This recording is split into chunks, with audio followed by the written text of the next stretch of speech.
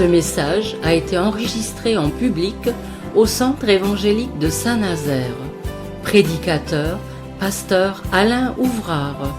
Toute l'équipe vous souhaite une bonne écoute.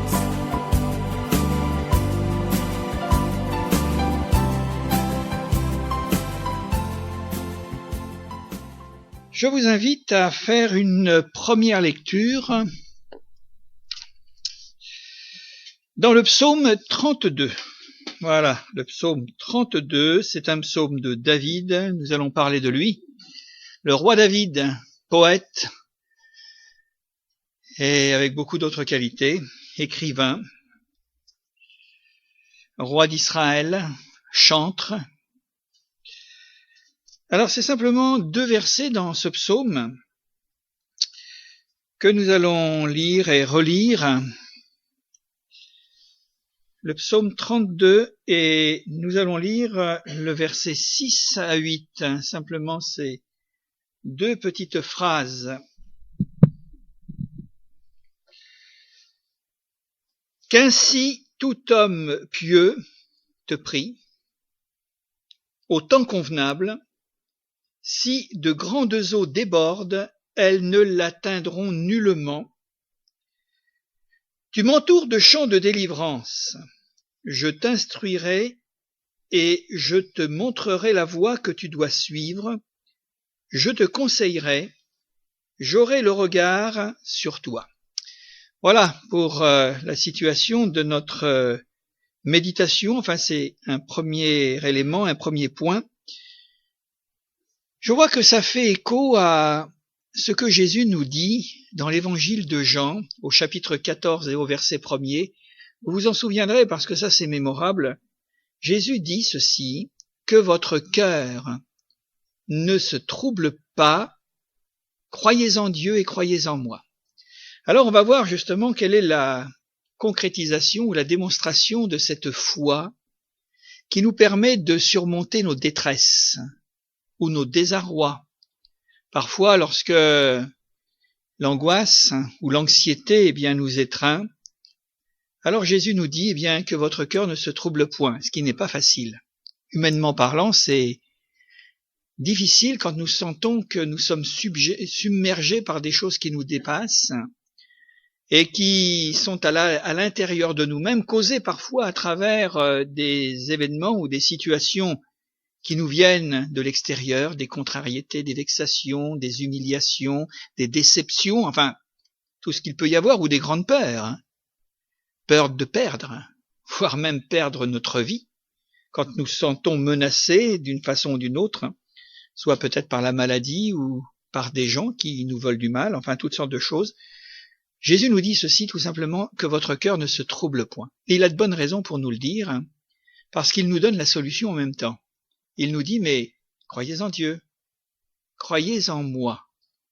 Et c'est vrai que ce n'est pas une formule magique d'abord, mais c'est tout simplement une recommandation qui nous est donnée, et combien ceux qui en ont fait l'expérience de ce conseil que Jésus nous donne est véritablement quelque chose de formidable et de merveilleux, parce que nous nous apercevons que à partir du moment où nous tournons nos regards et nous plaçons notre cœur en haut, les choses d'en bas prennent une autre dimension, c'est-à-dire perdent un petit peu leur acuité et leur dangerosité. Et ça, c'est un acte finalement de foi. La foi, qu'est-ce que c'est? C'est de croire à ce qu'on ne voit pas. C'est ça. Ça n'a rien à voir avec une motivation ou tout simplement une attitude religieuse. C'est pas ça la foi. Ça, c'est une croyance. Croyance en ceci, croyance en cela. Mais la foi, c'est, comme elle est enseignée dans l'Évangile, comme elle est enseignée par Jésus, c'est tout simplement une attitude morale de notre cœur qui fait que même si je ne vois pas, même si je ne comprends pas, même si je ne sais pas, Dieu me dit de croire en lui.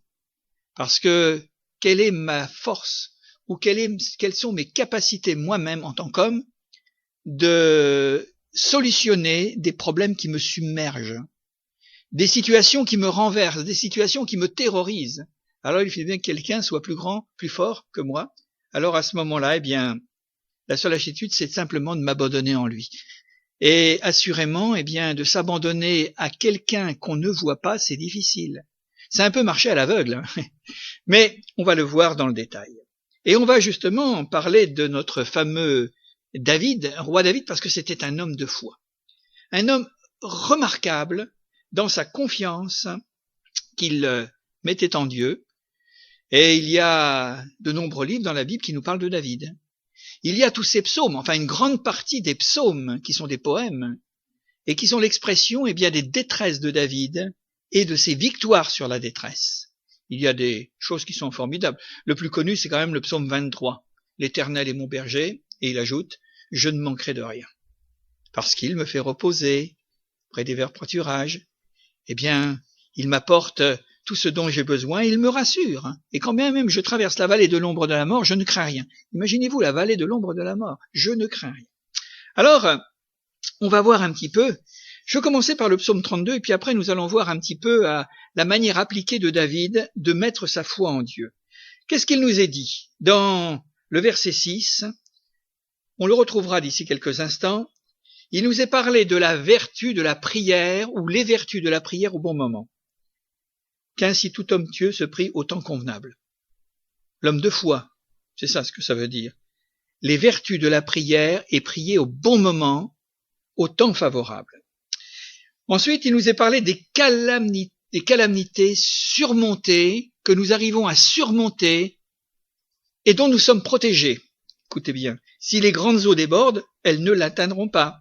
Voilà cette assurance.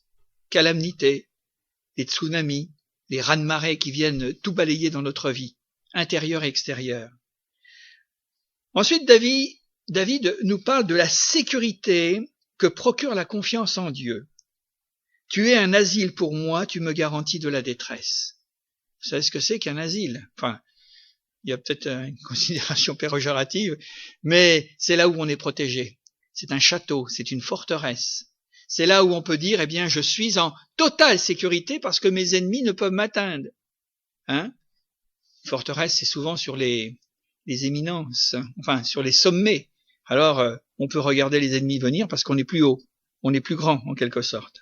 Et tu me garantis, de la détresse, c'est-à-dire qu'il peut y avoir finalement toutes sortes de choses, de bouleversements autour de moi, mais je ne crains pas. Je suis dans le calme, la sérénité. Et puis la troisième chose, c'est que il nous parle, David, de la joie de la victoire. Vous savez, quand on est mal pris dans notre vie, on a plus envie de pleurer, on a plus envie de murmurer, de se lamenter que de nous réjouir. David dit précisément, il affirme le contraire, il nous parle tout simplement des joies de cette victoire que nous trouvons en Dieu. Tu m'entoures de chants de délivrance. Ça, c'est une expérience unique que les chrétiens nous pouvons faire, que là où il pourrait y avoir que des lamentations et des gémissements, parfois au fond de notre cœur, et même si les problèmes sont loin d'être réglés, c'est comme s'il y avait cette paix, cette force intérieure à l'intérieur de nous-mêmes qui nous dit « n'aie pas peur, ne crains rien ». Et c'est comme s'il y avait un chant à l'intérieur de nous-mêmes. C'est difficile à comprendre tout ça, mais celui qui l'a expérimenté, il sait très bien cela. Et puis, au verset 8, simplement pour aller un petit peu plus loin, il est question de la prudence ou de la sagesse de demander à Dieu, que tout homme prie au temps convenable, donc de demander à Dieu, de consulter Dieu pour l'issue heureuse dans nos détresses. Comment ça va finir? Parce que quand on rentre dans un problème, qu'il soit réel ou quelquefois imaginaire, parce que quelquefois on se fait beaucoup de soucis, puis on s'aperçoit que c'est pas ça. Quand on a passé le feu, on se dit, mais je me suis bien inquiété pour rien. Je me suis fait bien du souci. Ah là là, que de nuits passées à me tourmenter, à tourner et retourner, et en définitive, c'est pas ce qui s'est passé, parce que, heureusement d'ailleurs, heureusement qu'à chaque fois que nous pensons qu'il va nous arriver quelque chose, ça n'arrive pas. C'est dans notre tête, c'est dans notre cœur, ce sont les agitations. Et nous voyons qu'il est parlé justement de cette sagesse d'aller demander à Dieu que ce soit lui qui nous conduise vers une solution, vers une issue, dans nos difficultés. Et nous voyons que dans le dernier verset, il nous est dit ceci. Il nous est parlé au verset 8 que Dieu nous instruit, que Dieu, finalement, est capable de nous montrer la voie de la délivrance, le chemin par lequel nous allons être délivrés. Il nous demande de le suivre, parce qu'on peut finalement être instruit, c'est-à-dire savoir. On peut connaître la direction qu'on devrait marcher dans laquelle on ne marche pas, il faut-il le suivre, autrement on n'y arrivera jamais. Et puis il nous est parlé également du conseil de Dieu, je te conseillerai, et puis j'aurai les regards sur toi, c'est-à-dire sa présence fidèle. Parce que quand Dieu nous dit j'ai les regards sur toi, c'est qu'il ne va pas nous lâcher au moment fatidique, au moment où nous en avons le plus besoin. Il a ses regards, c'est sa présence qui est important. Alors, ceci pour introduire, et je vous invite maintenant à voir en exercice pratique, si je peux m'exprimer ainsi, eh bien, puisque c'est David qui nous donne ce conseil, et que Jésus nous dit croyez en moi, croyez en Dieu, puis alors que votre cœur ne se trouble point, parce que moi j'ai les solutions.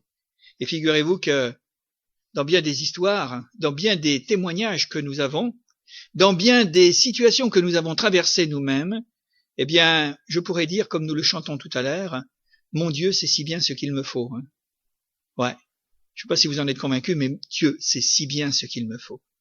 Alors, on va le voir à travers un épisode de la vie de David, maintenant dans 1 Chroniques chapitre 14. Je vais lire un verset, puis ensuite nous continuerons sur un autre texte. Alors, 1 Chroniques chapitre 14, et on va lire ce qui peut être intéressant pour commencer, verset 2. Ça va, tout le monde a trouvé? 1 Chroniques chapitre 14, verset 2. David reconnut que l'Éternel l'affermissait comme roi d'Israël et que son royaume était haut élevé à cause de son peuple d'Israël. Voilà. On en dira 2 mots tout à l'heure, mais on continue avec le verset 8 parce que c'est là où nous allons apprendre les plus grandes leçons de la manière dont David a été victorieux et qu'il a mis toute sa confiance en Dieu. Les Philistins apprirent que David avait été oint pour roi sur tout Israël et ils montèrent tous à sa recherche. David, qui en fut informé, sortit au-devant d'eux. Les Philistins arrivèrent et se répandirent dans la vallée des Réphinim. David consulta Dieu en disant « Monterai-je contre les Philistins et les livreras-tu entre mes mains ?» Et l'Éternel lui dit « Monte, et je les livrerai entre tes mains. » Ils montèrent à Baal-Pératsim, où David les battit. Puis il dit « Dieu a dispersé mes ennemis par ma main, comme les eaux qui s'écoulent. C'est pourquoi l'on a donné à ce lieu le nom de Baal-Pératsim. Ils laissèrent là leurs dieux, qui furent brûlés au feu d'après l'ordre de David. » Les Philistins se répandirent de nouveau dans la vallée. David consulta encore Dieu, et Dieu lui dit « Tu ne monteras pas après eux, détourne-toi d'eux, et tu arriveras sur eux vis-à-vis des mûriers. Quand tu entendras un bruit de pas dans la cime des mûriers, alors tu sortiras pour combattre, car c'est Dieu qui marche devant toi pour battre l'armée des Philistins. » David fit ce que Dieu lui avait ordonné, et l'armée des Philistins fut battue depuis Gabaon jusqu'à Gézer. La renommée de David se répandit dans tous les pays, et l'Éternel le rendit redoutable à toutes les nations. Voilà pour cette mise en exercice de ce que nous avons dit précédemment. Alors, David est un héros, on le sait. Et ces actes d'héroïsme, il les tenait non pas parce que c'était le plus grand, le plus beau, le plus fort, mais parce qu'il avait foi en Dieu, c'est tout. David a toujours été un personnage, mis à part une exception, mais relativement modeste et humble, et en tous les cas faisant confiance à Dieu dans sa vie. Alors d'abord, j'ai commencé par là, il nous est dit que David vient d'être nommé roi d'Israël. Vous savez quand même qu'il a attendu 40 ans pour l'être. Ça fait quand même un bail. C'est beaucoup 40 ans. Enfin, ça fait quand même la moitié d'une vie.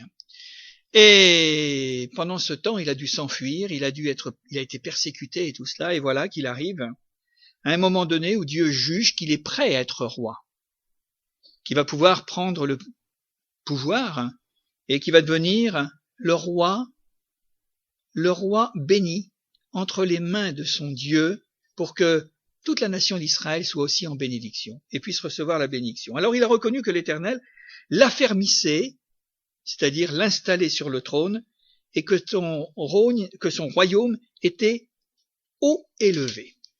Voilà un homme qui réussit, un jeune homme, enfin bon, encore un homme d'un âge relativement jeune, 40 ans, et nous nous apercevons qu'il va s'apercevoir que si son royaume est un royaume fort, c'est parce qu'il y a quelqu'un de très fort, de plus fort, qui est avec lui et qui lui donne cette bénédiction.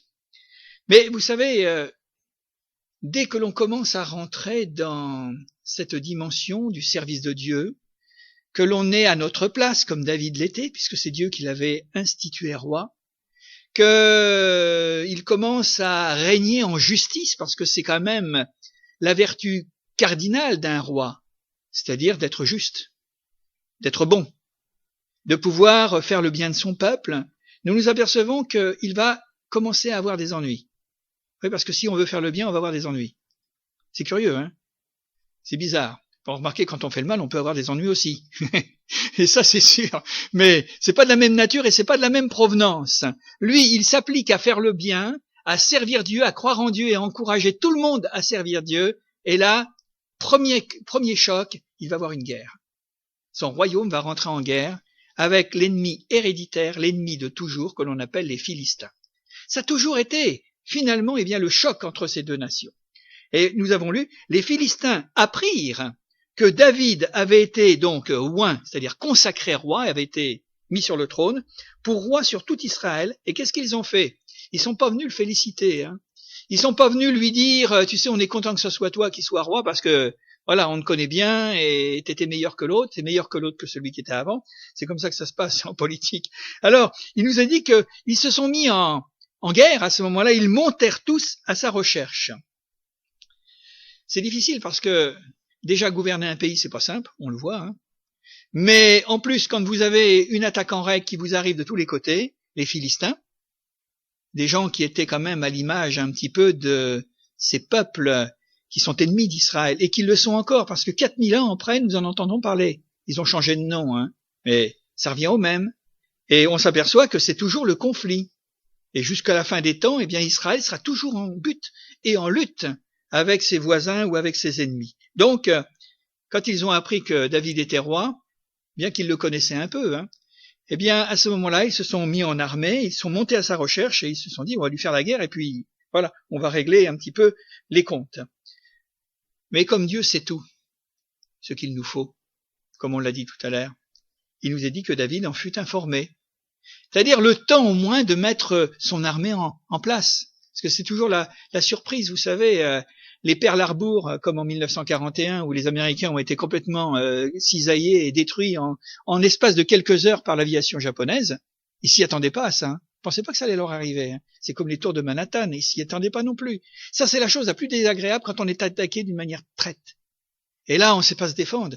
Alors, il en a été informé le temps qu'il puisse aussi, se mettre ses armées en route. Et il est sorti au devant d'eux. Il a eu juste le temps de faire ça. Donc, par égal. Hein. Mais c'est pas parce qu'on est face à face et qu'on se sent en capacité de vaincre son ennemi, et puis son ennemi de nous vaincre, les ennemis nous vaincre aussi. Mais il nous est dit que les Philistins arrivèrent et se répandirent dans la vallée des Réphaïm. Alors, je vais vous donner la signification du mot Réphaïm. Ça veut dire tout simplement fort et géant. Imaginez-vous la connotation que ça peut avoir quand vous avez en face de vous, une armée forte et une armée de géants. Ça peut tout de suite vous intimider. Hein. Enfin, les géants, David avait déjà un petit peu l'habitude quand il avait dégringolé, excusez-moi, c'est le mot, hein, parce que c'est le mot, hein, quand il avait dégringolé Goliath. Lui, le petit bonhomme, parce qu'il n'était pas grand, David, hein, mais il avait vu Goliath qui faisait au moins 3 fois sa taille, et Goliath est en train d'insulter David en disant « mais tu n'es rien, tu n'es qu'un chien ». Alors imaginez-vous comme accueil, hein, ça fait plaisir hein, quand vous entendez ça. Et David, il se démonte pas, il prend sa fronde, il met un caillou dedans, il en avait 5 dans sa poche, il y en a qu'un qui a apporté, hein. Il avait besoin qu'un. Et il lui a dit « tu viens devant moi avec les insultes de tes dieux, moi je viens au nom de l'Éternel, mon Dieu ». Et il fait marcher sa fronde, pauvre Goliath, Et il en a perdu la tête. Tombé, le géant par terre. Et nous voyons que les Réphiim, eh bien, ce sont tout simplement, c'est un nom qui veut dire, eh bien, géant et fort. Et c'est là où s'est placée l'armée des Philistins en disant, mais David, on va t'avoir, hein, parce que nous sommes au bon endroit, dans la bonne vallée. Et regarde un peu ce que ça veut dire, hein, la vallée des géants. Alors on va faire de toi et de ton armée, eh bien, qu'une bouchée de pain. Tu vas voir ce qui va t'arriver. Mais David, quand il a su ça, il y avait certainement pas mal de présomption de perdre la guerre devant cette armée d'ennemis, devant ces gens. Vous savez ce que David a fait? Et ce que nous oublions de faire, nous, quelquefois? David consulta Dieu en disant, « Monterai-je contre les Philistins et les livreras-tu entre mes mains ?» Ça vous rappelle quelque chose? Les vertus de la prière au bon moment, quand ça va mal, quand tout va mal, quand tout semble perdu? Ben oui, c'est ce que nous avons lu. La prière au bon moment. Il a demandé à Dieu, consulter, ça veut dire qu'il a prié. C'est-à-dire, tout simplement, eh bien, le temps favorable. Remarquez, ça ne veut pas dire pour autant qu'il faut prier que quand il y a le feu à la maison. Hein.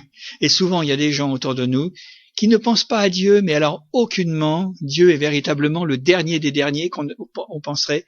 Mais à partir du moment où là, vraiment, il y a quelque chose qui brûle, quelque chose qui fait mal, quelque chose où on est vraiment en détresse, on se souvient qu'il y a un Dieu et on commence à... Bon, remarquez, vaut mieux le faire que pas du tout, hein. Mais il vaut mieux le faire quand même en régulier, c'est mieux. Ça, c'est sûr. Alors, il a prié Dieu et il a formulé cette prière toute simple qui est à la fois le témoignage de sa foi, mais aussi de son obéissance ou des dispositions à l'obéissance. Il demande à Dieu, est-ce que je vais à la guerre? Est-ce que tu vas me livrer mes ennemis entre mes mains? C'est formidable, hein? Parce que ce que David ne savait pas, Dieu le savait. Comme nous l'avons vu, tout simplement, mon Dieu sait si bien ce qu'il me faut. Mais je ne saurai jamais ce qu'il me faut si je ne lui demande pas. Or, là, David a ce sentiment que s'il demande, il va recevoir. Et c'est toute l'invitation à la prière qui nous est préposée. Je demande et Dieu va me répondre.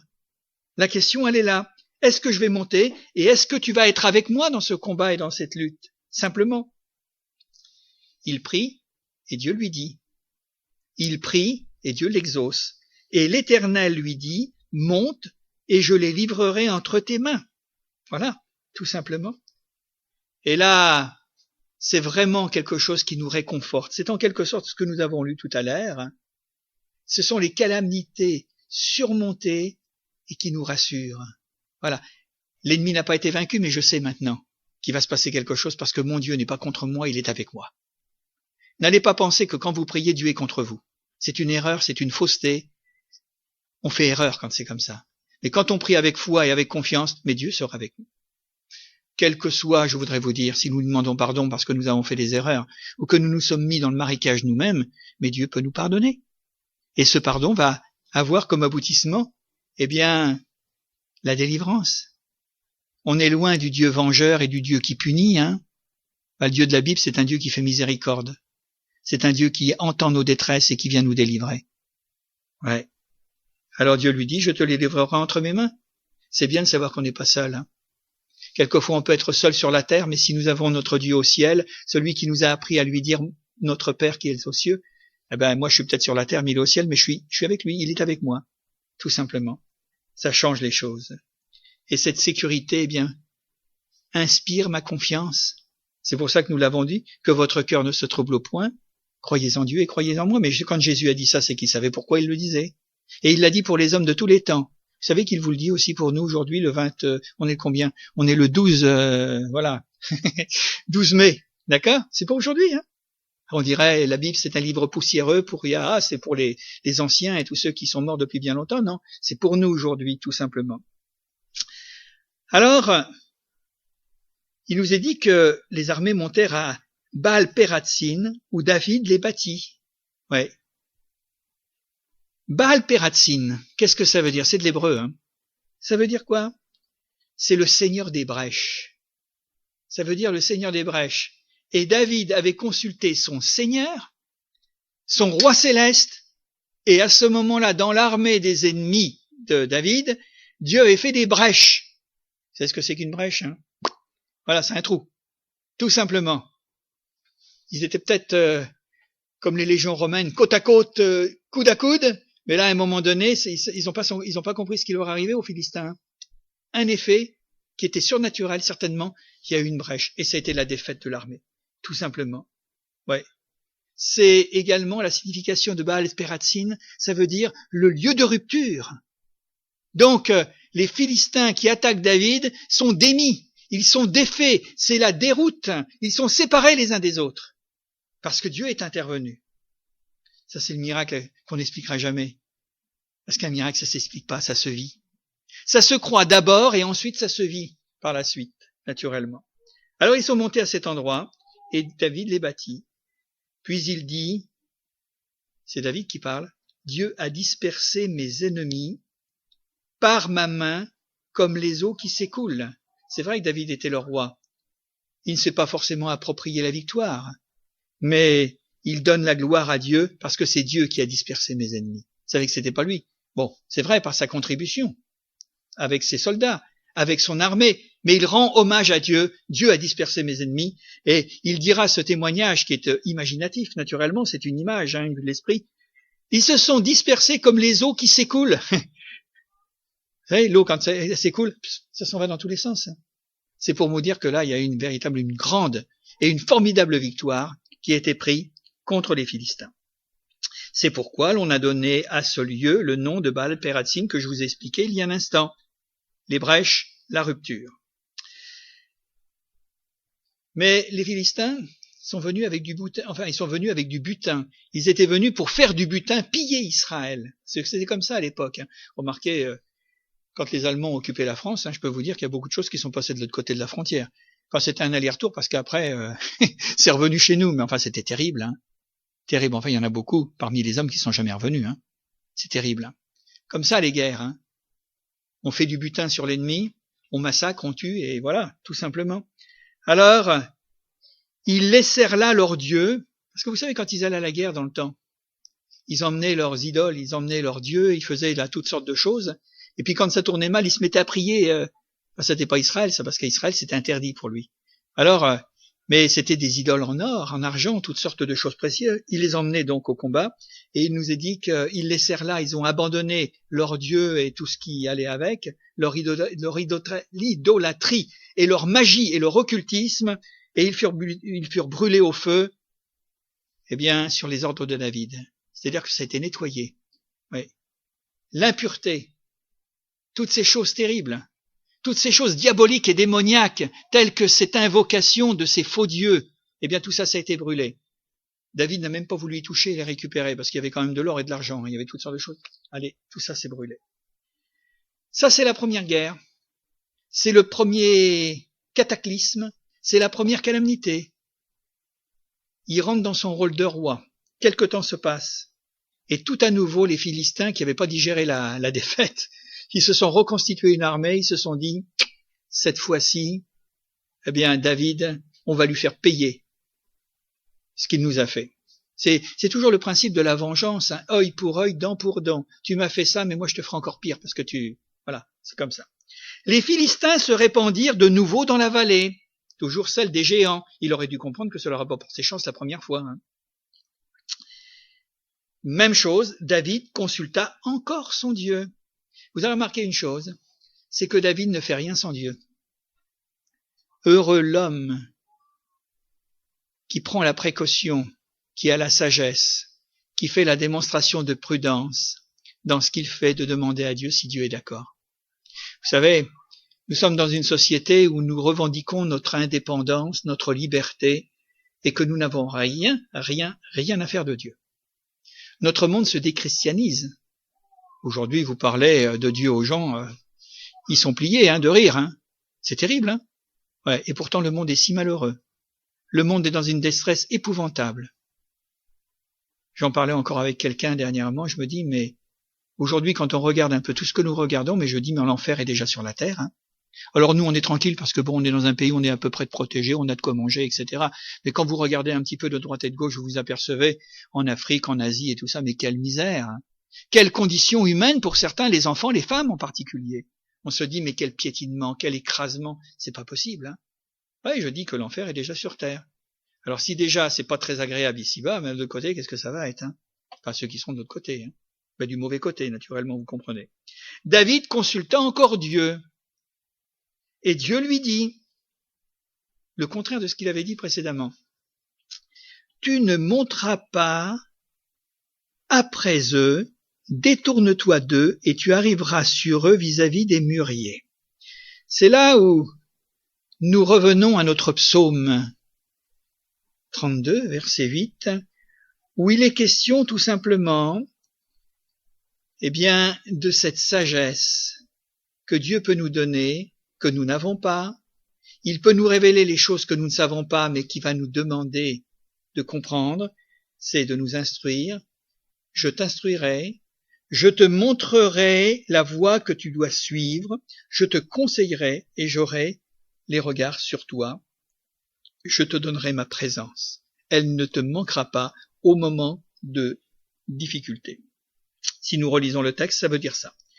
Tu te détourneras d'eux, tu arriveras sur eux vis-à-vis des mûriers. Quand tu entendras le bruit de pas dans les cimes des mûriers, alors tu sortiras pour combattre, car c'est Dieu qui marche devant toi pour battre l'armée des Philistins.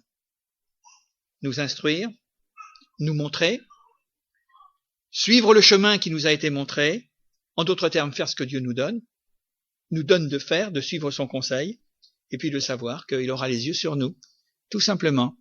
C'est exactement la traduction, hein. Si l'on met en parallèle les deux textes, voilà la réponse en quelque sorte. Tu ne monteras pas contre eux. Tu les as vaincus de cette façon, mais cette fois-ci tu les vaincras d'une autre manière. Parce qu'on pourrait dire, je l'ai essayé une fois, ça marche. Justement, c'est ça peut-être le paradoxe avec le Seigneur, c'est qu'on peut marcher, on peut faire une expérience dans un domaine particulier. Ça ne veut pas dire que dans une même situation, une prochaine fois, Dieu nous demandera de faire exactement la même chose. Dieu va lui dire, tu feras le contraire, tout simplement. Alors, tu vas t'approcher, mais pas de face, mais en les détournant. Tu vas t'approcher d'eux, vis-à-vis des mûriers. Ça devait être une forêt de mûriers. Hein. C'est pas le petit mûrier qu'on en a chez nous, hein. Dans les pays en Palestine et tout ça, attention, ce sont des arbres et ce sont quelque chose qui représente. Et il dit, tu feras bien attention, parce que quand tu entendras un bruit, comme le vent, comme des pas, qui sont sur la cime des mûriers, c'est-à-dire de ces arbres qui sont là, quand tu entendras ce vent, il va se passer quelque chose. Mais sache que ce n'est pas le vent. Ça ressemble au vent. Connaissez un petit peu l'histoire de la Pentecôte? Il nous est dit qu'ils étaient tous dans la chambre haute. C'est bientôt la Pentecôte, c'est la semaine prochaine. Qu'ils étaient là 120 à prier dans la chambre haute et qu'il y a eu un bruit comme un vent, là, impétueux. Et là, c'est un bruit de pas dans les mûriers. Alors, à ce moment-là, tu sortiras pour combattre parce que c'est Dieu qui va te montrer. C'est Dieu qui va te conduire et c'est Dieu qui va te donner la victoire. Ça, les conseils de Dieu. Est-ce que nous sommes prêts à écouter les conseils de Dieu? Est-ce que nous sommes prêts à faire sa volonté? On regimbe quelquefois en disant, Seigneur, je suis quand même un grand garçon, je peux me débrouiller tout seul. Si vous lui demandez, alors à ce moment-là, faut pas aller plus loin. Hein. Si vous savez faire les choses, faut les faire vous-même. Mais à partir du moment où on est conséquent et qu'on a ce minimum de crainte de Dieu, on l'écoute. Parce que vous savez, on en a vu d'autres. Hein. Ouais. Il y a des gens qui disent, je sais faire. Puis vous savez ce qu'ils se sont fait? Ils se sont retrouvés à l'hôpital parce qu'ils pensaient que la porte était ouverte et la porte était fermée. Nez écrasé. Excusez-moi, c'est une vue, hein, voilà, comprenez ce que ça veut dire. C'est pour dire que quelque part, on pense être suffisamment grand garçon et on a tout à apprendre du Seigneur. Vous savez, la vie, c'est un piège, hein. Beaucoup de choses dans la vie. Quelquefois, on veut pas écouter les conseils, puis on s'aperçoit que quand on est dedans, on se dit comment m'en sortir, hein. Parce que ça fait mal quand on est dedans. Vous connaissez l'histoire du fils prodigue? Moi, je m'en vais. Tu sais, je vais avoir une belle vie maintenant, hein. J'ai plus besoin de toi, mon père. Puis alors on se retrouve dans une situation calamiteuse. Et là il crie, parce qu'il a faim, parce que tout le monde l'a abandonné, il a plus d'argent, plus rien du tout. Et c'est là où il prend conscience en disant, je vais retourner, je vais revenir. Parce que je m'aperçois que ma sagesse était de la folie. Ce que je croyais de la sagesse, c'est tout simplement de la folie. Vous savez, cette histoire de mûrier, cette histoire de pas. Parce que ça nous est dit, hein, c'est Dieu qui marche devant toi pour battre l'armée des Philistins. Vous savez, dans la Bible, il nous est parlé, il nous est donné un nom à Dieu. Connaissez lequel? L'Éternel des armées. Et ça n'a rien à voir avec nos chars d'assaut et nos avions et nos drones. Dans la Bible, s'il est question de l'Éternel des armées, c'est que Dieu a une armée. Et une armée qui est invisible. Une armée qui est faite de légions. Et dans ces légions, Jésus nous en parle au moment de la crucifixion. Il dit « Ne pourrais-je pas invoquer mon Père et qui me donnerait à l'instant une légion d'anges ?» Il y a un monde invisible autour de nous. Nous, on pense qu'on est des bons terriens, les pieds dans nos sabots sur le sol, et voilà, on connaît tout, on sait tout. Non, non. Moi, je voudrais quand même affirmer par l'Évangile, et Jésus nous l'enseigne, et puis toute la Bible nous l'enseigne, c'est qu'il y a des choses visibles et des choses invisibles. Dieu est invisible, ça c'est sûr. Nous nous sommes enfermés dans un corps matériel. Et nos yeux et nos sens nous donnent de comprendre notre environnement. Mais il y a une chose qui peut faire la différence, c'est que si nous avons la foi, nous pouvons accéder à un autre monde, à un monde qui reste invisible, c'est vrai, mais nous savons qu'il existe. Et quand Dieu parle de son armée, c'est que Dieu, pour sauver, pour délivrer un homme, une femme qui l'invoque, qui crie à lui, qui lui apporte et qui dépose à ses pieds, enfin façon de parler, c'est une vue de l'esprit, et qui dépose ses fardeaux, alors à ce moment-là, il nous est dit que les anges sont des serviteurs envoyés par Dieu pour apporter le salut aux hommes. L'ange de l'Éternel campe autour de ceux qui le craignent, n'est-ce pas? Le psaume 34. Il y a un monde. C'est pas pour ça qu'il faut prier les anges. C'est pas pour ça que nous devons prier ou adorer les anges. C'est interdit, ça. Mais une chose qui est certaine, c'est que notre délivrance peut venir d'une manière inattendue et miraculeuse. Elle ne vient pas d'en bas, elle vient d'en haut. L'apôtre Jean nous dit ceci, que celui qui est en nous est plus grand que celui qui est dans le monde. Et nous avons cette confiance en Dieu que là où c'est impossible, là où c'est invisible, là où c'est inconcevable, eh bien le Seigneur est capable de faire des choses par le truchement de ce monde invisible, et ce monde-là est plus fort que tout ce qu'il peut y avoir sur la terre. Ça, hein? L'armée des Philistins, complètement défaite. David fit ce que Dieu lui avait ordonné, et l'armée des Philistins fut battue depuis Gabaon jusqu'à Gézer. Encore 2 mots hébreux que je traduis. Gabaon, ça veut dire hauteur. Depuis Gabaon, donc Israël était sur la hauteur. Il avait vaincu ses ennemis, et Gézer, ça veut dire précipice. Remarque, c'est logique, hein. Entre hauteur et puis un précipice, après la hauteur, c'est le précipice. C'est-à-dire que ça voulait dire que la victoire était totale et complète. 1 fois, 2 fois, et que finalement, eh bien, tous les ennemis, qui étaient les ennemis d'Israël, mais les ennemis de Dieu, ont été complètement vaincus et complètement défaits. Et je termine. La renommée de David se répandit dans tous les pays, pas dans tout le pays, mais tout alentour, dans tous les pays, et l'Éternel le rendit redoutable. Cette crainte, elle venait de quoi? Non pas parce que David était un bon guerrier, parce qu'il était roi d'Israël, parce que c'était un fin stratège militaire, non. C'était tout simplement parce que c'était un homme qui puisait ses sources et ses ressources en haut et non pas en bas. Et ça a fait finalement eh bien, que les ennemis tout autour, toutes les nations, les peuples qui étaient autour d'Israël à ce moment-là, qui était un petit peuple, qui est toujours un petit peuple, mais qui était un petit peuple avec un petit royaume, eh bien, tout le monde l'a laissé tranquille à un moment donné. Hein. Il disait, mais non. À chaque fois qu'on veut toucher à Israël, eh bien, on reçoit véritablement la contrepartie. Et d'ailleurs, c'est toujours ce qui s'est passé. Hein. À travers les siècles, à chaque fois qu'on veut toucher à Israël, même encore maintenant, si vous allez à Jérusalem, si vous avez l'occasion d'aller à Jérusalem, vous allez voir Yad Vashem. C'est le mémorial de la Shoah. C'est là où les Israéliens ont fait ce musée mémorial de tout ce qui s'est passé entre 1934 et 1945. C'est terrible. C'est terrible parce qu'on ne peut pas s'imaginer que l'homme, cette humanité, soit aussi cruelle, soit aussi haineuse, et cette inimitié contre le peuple juif, contre le peuple d'Israël. De le détruire et de le brûler. 6 millions sont passés dans les fours crématoires. Et on se dit qu'à chaque fois qu'on a voulu toucher à Israël dans son histoire, à travers les pogroms, soit en Espagne ou en Union soviétique, puis en Russie, À chaque fois qu'on a voulu toucher à Israël, Israël a été touché, ça c'est sûr, mais il y a toujours eu un retournement, et ceux qui l'ont soumis, ceux qui l'ont écrasé, comme Pharaon en Égypte, comme Babylone en son temps, ça s'est retourné contre les persécuteurs d'Israël. Et quand on voit, après la guerre, ce qui restait de l'Allemagne, surtout de l'Allemagne nazie, que des ruines, sur tout le territoire allemand, que des ruines. Et si l'on fait le décompte, il y a eu à peu près 6 millions de Juifs qui sont morts dans les camps de concentration. Je sors un peu de mon texte, mais c'est pour montrer que respectons Israël. 6 millions de Juifs qui ont été exterminés, et il a été estimé en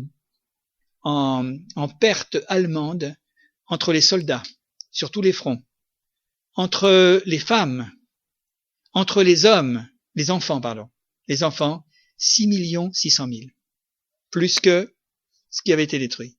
C'est terrible. Pourquoi? Parce que je crois que les Juifs, même s'ils n'ont pas accepté leur Messie, c'est-à-dire Jésus, Yeshua, eh bien en tous les cas, quoi qu'il en soit, c'est encore un peuple qui prie Dieu. Et on voit aujourd'hui, menacé de toutes parts, l'Iran qui prépare une bombe atomique pour leur envoyer sur la tête, les uns et les autres, cette querelle. Ne pensez pas que je suis un pro-israélite ou un pro-israélien. Non, c'est la constatation, et à travers 4000 ans d'histoire, quoi qu'il en soit. Alors la renommée de David se répandit dans tous les pays. Et moi, ce que je voudrais simplement dire et terminer, pour revenir à être question beaucoup plus pratique pour nous, cette histoire nous a été racontée pour nous dire que nous avons au ciel quelqu'un qui est plus fort que tout. Mon Dieu sait si bien ce qu'il me faut. Mais je saurai ce qu'il me faut dans la mesure où je vais le consulter. En d'autres termes, si vous voulez, je saurai ce qu'il me faut si je le lui demande. Et demander à Dieu, ça s'appelle prier. Prier avec confiance, prier avec foi, tout simplement. Et alors à ce moment-là, pourquoi vais-je m'attrister? Pourquoi avoir peur? Que votre cœur ne s'alarme point. Que votre cœur ne se trouble point. Croyez en Dieu. Et croyez en moi, nous dit Jésus, parce que Jésus est notre victoire sur le mal, sur toute chose. Alors que Dieu nous bénisse.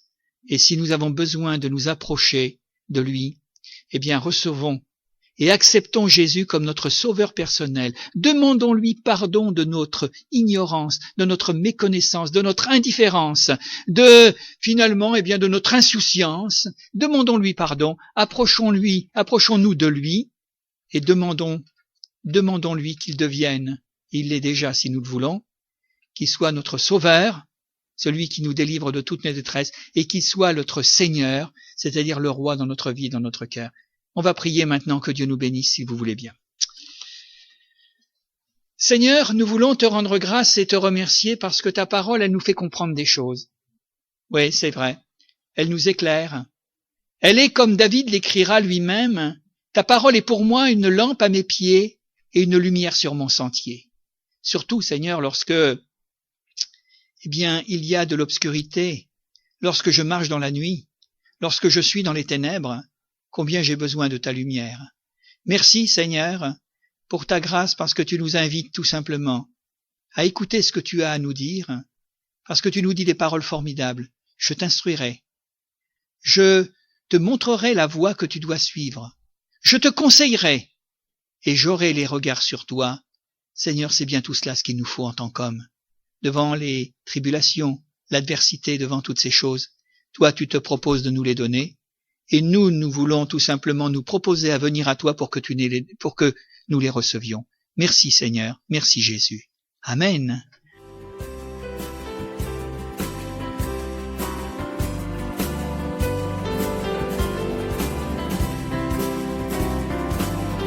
Pour écouter d'autres messages audio ou vidéo, retrouvez-nous sur www.saint-nazaire.fr.